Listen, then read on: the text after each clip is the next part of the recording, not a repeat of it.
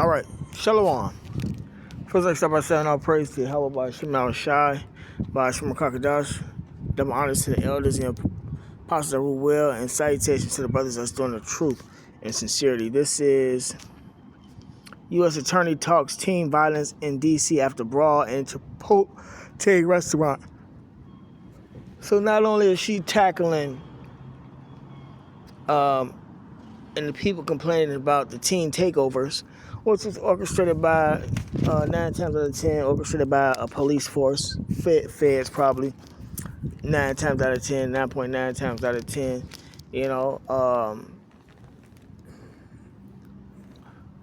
now it's this fight that happened in Chipotle,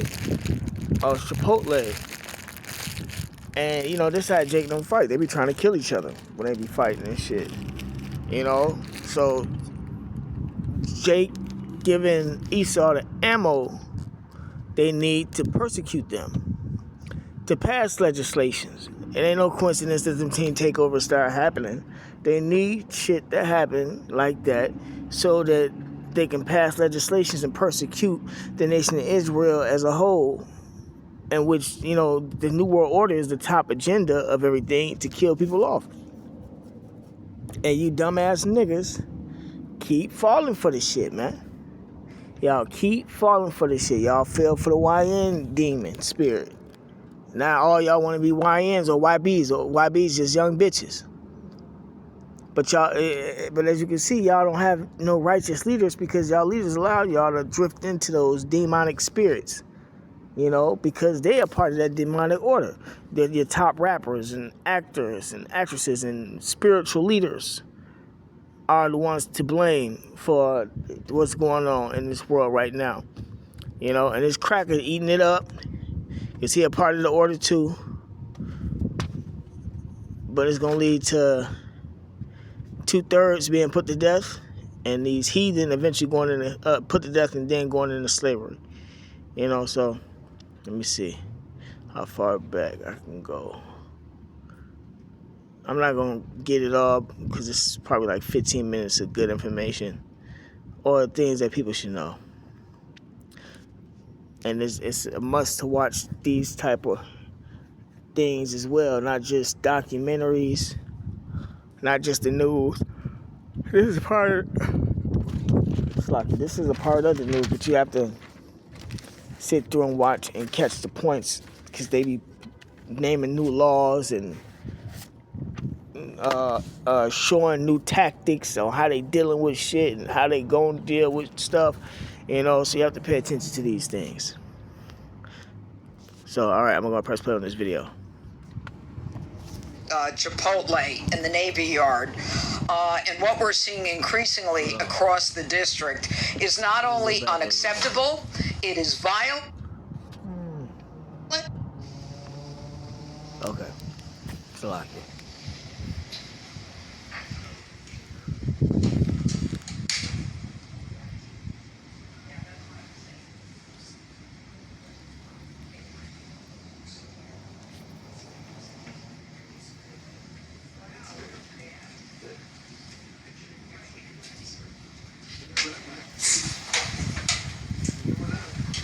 Gonna start in a second.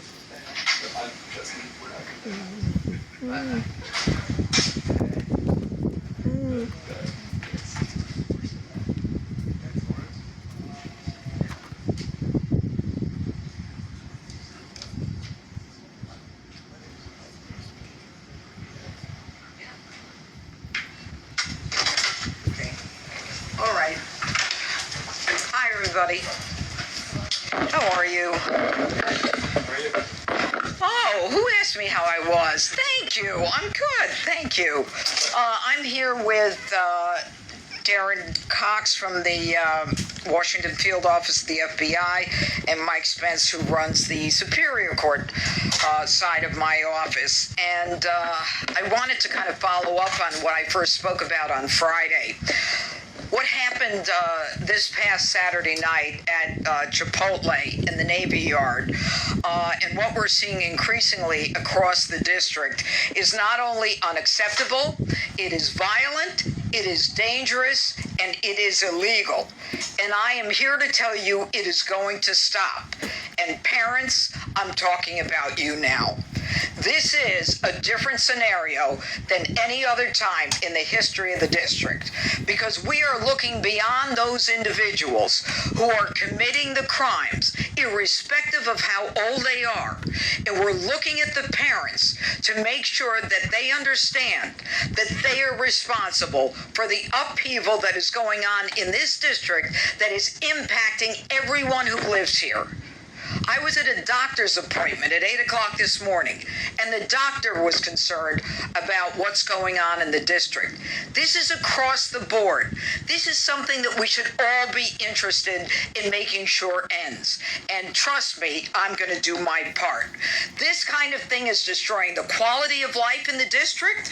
The resident... That's them young mothers having them, teen mothers having them babies, man. By the time them kids come of age, 14, 15, the mothers is barely out of her 20s. You know? Are finding it extremely difficult to enjoy public parks and spaces, as well as waterfront areas. And the residents are starting to feel like these out-of-control teens are taking away their happiness and their quiet enjoyment. Yep. So as we move into the summer months, make no mistake, crime increases as the weather gets warmer and school is out. Now, just this past weekend, with the DC Safe and Beautiful Task Force, as well as MPD, we seized 32 guns. 2 days in the weekend, 32 guns. They're coming out, and they're emboldened for whatever reason. And it's time to let them know that that's not going to serve them well. And the truth is, these kids, these teens, if you want to call them kids, they need to find something productive to do. And parents, that's your job. That's not our job. And I am sick and tired of people saying... Society is getting ready to collapse. They took the jobs away, so it's a setup. They're taking the jobs away. They're taking the welfare away. And now they playing this blame game, or it's the parents. Part of the system. It's part of the program. But you niggas don't know shit, and ain't gonna never know shit, and y'all are caught up in the shit because y'all don't return back. Y'all don't want to return back to the Lord.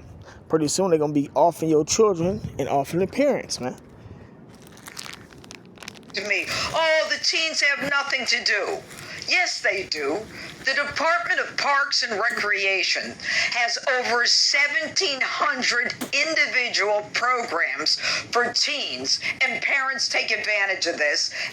And that costs money, and they know niggas are in poverty and don't have any money. Have your kids get involved in everything from basketball, baseball, boxing, tennis, ballet, cheerleading, kickball, track and field. And honestly, parents, there's a softer side to this.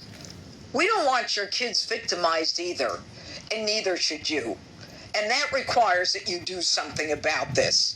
And that's why we're going to hold you accountable now.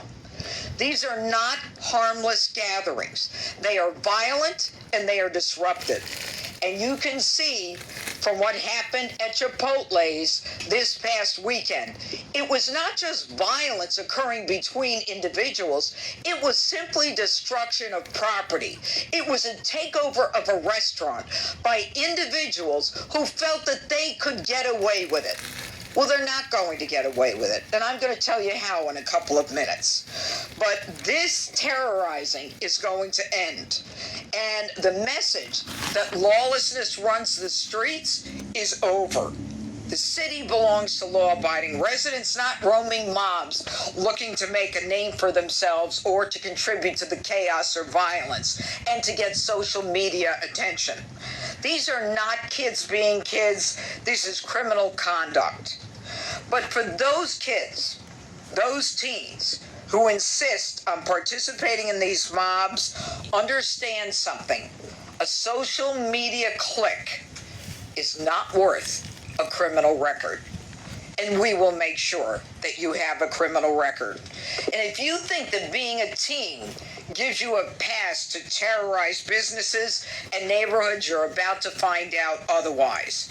We will arrest you, and where we can, we will prosecute you aggressively, and we will prosecute your parents.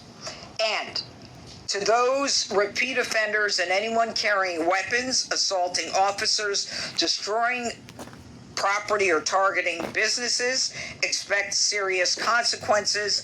And to those who organize these teen takeovers or these mob connections, when you do so on social media, we have your social media, and that lasts forever, and that's all we need to pin this on you.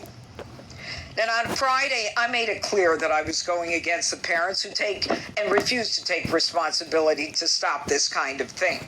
I said they would face consequences, and I meant it.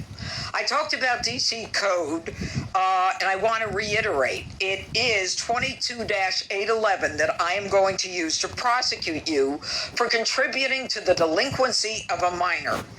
Parents, you are not a bystander in this crisis. The taxpayers who are footing the bill by extra policing, cleaning up damaged property, suffering the effects of these illegal gatherings, whether it be noise or fights or robberies or chaos, are done.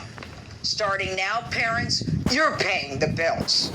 And if you know where your teen is and what your teen is doing, and you allow them to continue their conduct and continue to allow them to flourish, then we're going to prosecute you.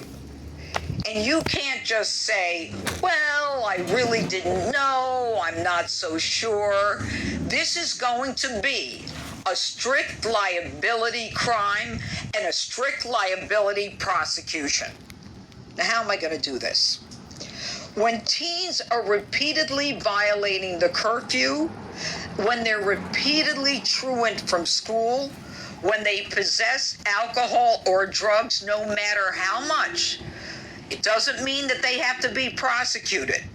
When they are violating a court order, or when they're already a PINS, a person in need of supervision, or committing criminal offenses like we saw in Chipotle, we're coming for you, and we're coming for your parents.